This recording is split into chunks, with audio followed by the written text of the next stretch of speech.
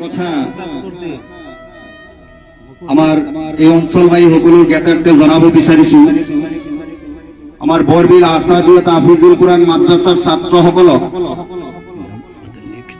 আমি লাখো কোটিবাৰ ধন্যবাদ জনালো, অভিনন্দন জনালো।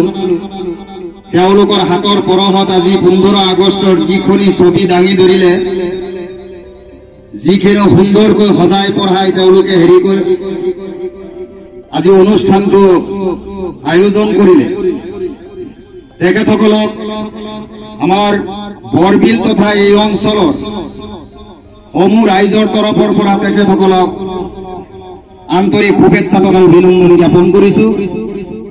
আৰু ইয়াৰ লগে লগে আমাৰ আজিৰ আৰু এটা বিশেষ অনুষ্ঠান আছে। এই অনুষ্ঠানৰ হাত ধৰিব আমাৰ বৰবিল আসাদিয়া তাহফিজুল কুরআন মাদ্রাসার প্রধান শিক্ষক হাফিজ হুকারি জনাব শরীফুল ইসলামর নয়নর মণি আবু সায়েদ ডাঙরিয়া এটি তারানা আরম্ভ করিব।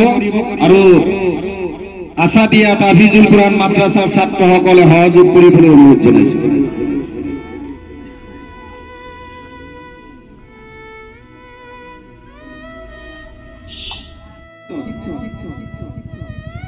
দল গঠন কৰি ভাৰতবৰ্ষৰ পৰা ইংৰাজক খেদিবলৈ প্ৰতিবাদ কৰিছিলে, যুদ্ধ আৰম্ভ কৰিছিল।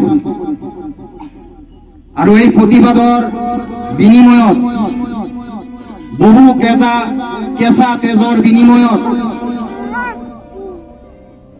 স্বনামধন্য এই সকল ব্যক্তিৰ অপ্ৰাণ চেষ্টাৰ ফলত এটা দিন ইংৰাজসকল আমাৰ ভাৰতবৰ্ষ এৰি পলায়ন কৰিবলৈ বাধ্য হৈছিল।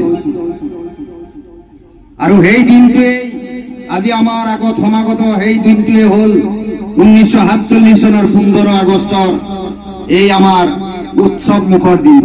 আজি সকলোকে মই অনুৰোধ জনাম যাতে যিসকল ব্যক্তিৰ অপ্ৰাণ চেষ্টাত আমি স্বাধীনতা লাভ কৰিছিলো, এই প্ৰয়াত ব্যক্তিসকলৰ বিদেহী আত্মাৰ সদ্গতি কামনা কৰে।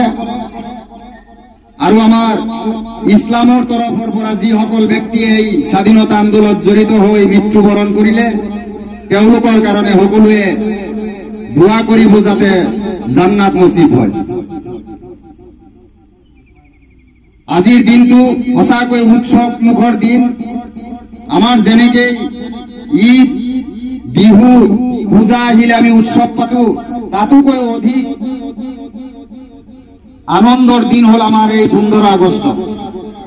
আমি পৰাধীনতাৰ পৰা স্বাধীন পাই আজি আমি স্বাধীনভাৱে মুক্ত মনেৰে আমি ভাৰতবৰ্ষত আমি ঘূৰা ফিৰা কৰিব পাৰিছো।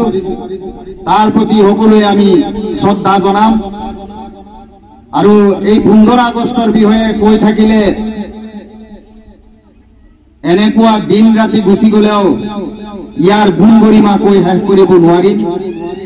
গতিকে সময়ৰ নাটনি সদৌ শেষত সকলোকে পুনৰবাৰ মোৰ তৰফৰ পৰা আন্তৰিক শ্ৰদ্ধা, অভিনন্দন তথা সকলোৰে উজ্জ্বল ভৱিষ্যত তথা দীৰ্ঘায়ু কামনা কৰি মোৰ চমু বক্তব্য ইমানতে সামৰণি মাৰিছো।